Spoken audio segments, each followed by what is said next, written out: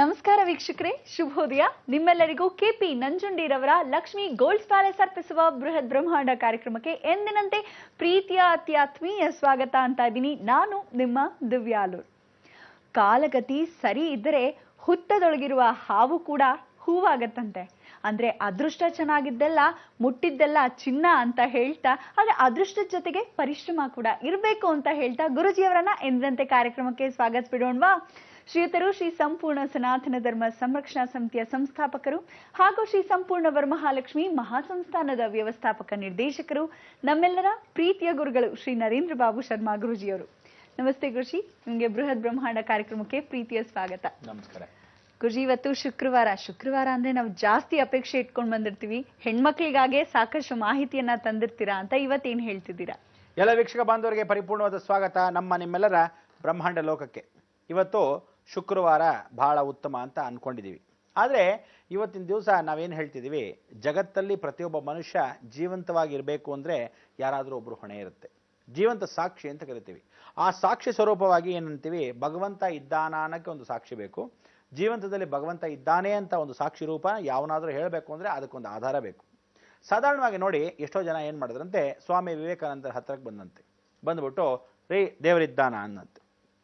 ಅದಕ್ಕೆ ಸ್ವಾಮಿ ವಿವೇಕಾನಂದರು ಸುಮ್ಮನೆ ಹಾಗೇ ಇದ್ರಂತೆ.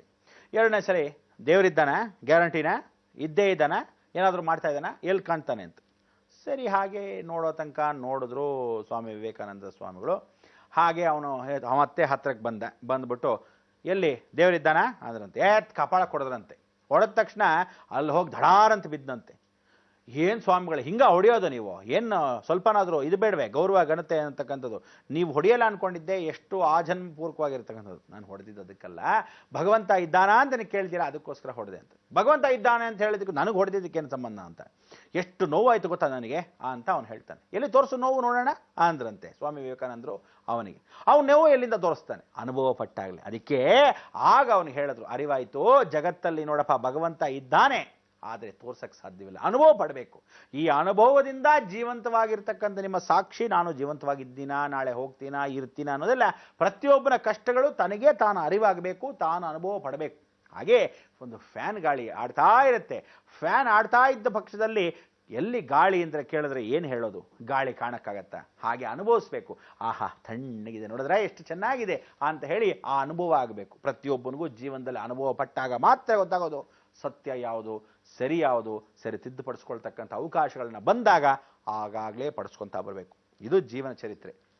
ಇಂಥ ಒಂದು ಜೀವನ ಚರಿತ್ರೆಯಲ್ಲಿ ನಾವು ಇವತ್ತಿನ ದಿವಸ ಪ್ರತಿಯೊಬ್ಬ ಮನುಷ್ಯನ ಅನುಭವ ಏನು ಅಂದರೆ, ಕಷ್ಟದಿಂದ ಬಂದವನು ಮೇಲ್ ಬರಲೇಬೇಕು, ಮೇಲ್ ಬಂದವನು ಕಷ್ಟವನ್ನು ಮರಿಲೇಬಾರ್ದು, ಮೇಲ್ ಬಂದಿರತಕ್ಕಂಥವನು ಯಾವ ಕಾಲಕ್ಕೂ ತುಂಬಿದ ಕೂಡ ತುಳುಕಬಾರ್ದು ಅನ್ನೋ ಥರ ಆ ಜೀವನ ನಡೆಸ್ಕೊಂಡು ಹೋಗಬೇಕು. ಯಾವ ಕಾಲಕ್ಕೂ ತಿಳ್ಕೊಳ್ಳಿ, ಸ್ವಲ್ಪ ಮಟ್ಟಿಗೆ ದಾನ ಧರ್ಮ ಕೂಡ ಸ್ವಲ್ಪ ಮಾಡಬೇಕು. ಲಿಮಿಟೇಷನ್ಸ್ ಹೆಚ್ಚಾಗಿ ಮಾಡಿದ್ರೆ ನೀವೇನು ಮಾಡ್ತೀರಾ, ಇನ್ನೊಬ್ಬರ ಹತ್ರ ದಾನ ಧರ್ಮ ಕೇಳೋಕೊಳ್ಳೋ ಪರಿಸ್ಥಿತಿ ಬಂದ್ಬಿಡುತ್ತೆ.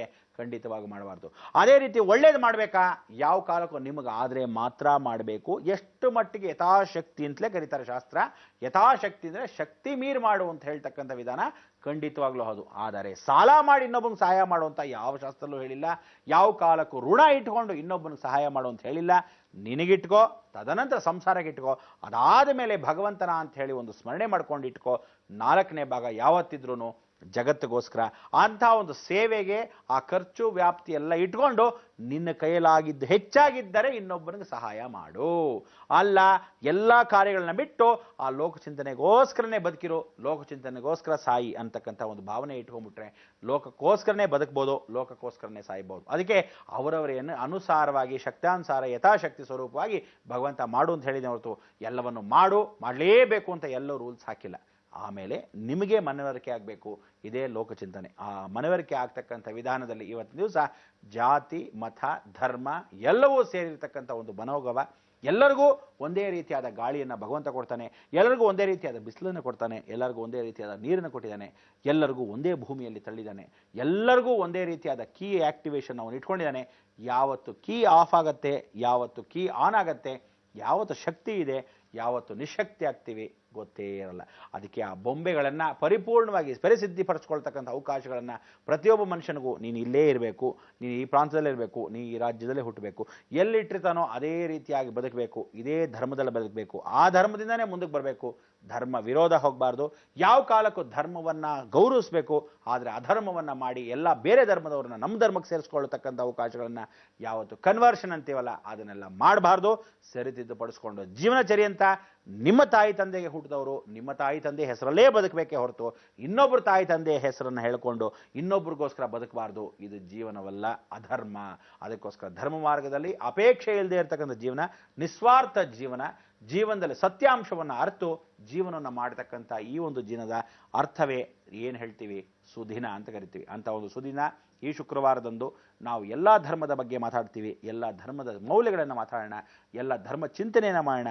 ಧರ್ಮ ಗುರುಗಳಾಗಿರ್ತಕ್ಕಂಥವ್ರು ಯಾರ್ಯಾರು ಯಾವ ಧರ್ಮಗಳನ್ನು ಹೇಗೆ ಅಳವಡಿಸ್ಕೊಂಡ್ರು, ಹೇಗೆ ಹುಟ್ಟಿದಾಗ ಇವನು ಹೀಗೇ ಇರಬೇಕು ಅಂತಿಲ್ಲ, ಎಲ್ಲ ಧರ್ಮ ಮಾರ್ಗದಲ್ಲೇ ಹುಡ್ಕೊಂಡು ಹೋಗಿರ್ತಕ್ಕಂಥವು ಎಂದಿಗೂ ನೋಡ್ಬೋದು. ಯಶಸ್ಸು, ಕೀರ್ತಿ ಅವರು ನಿಸ್ವಾರ್ಥಿಯಾಗಿ ಮಾಡೋದ್ರಿಂದ ಅವ್ರ ಹಿಂದೆ ಅದು ಹೋಯ್ತೆ ಹೊರತು ಅವರು ಅದ್ರ ಹಿಂದೆ ಹುಡ್ಕೊಂಡು ಹೋಗಿಲ್ಲ.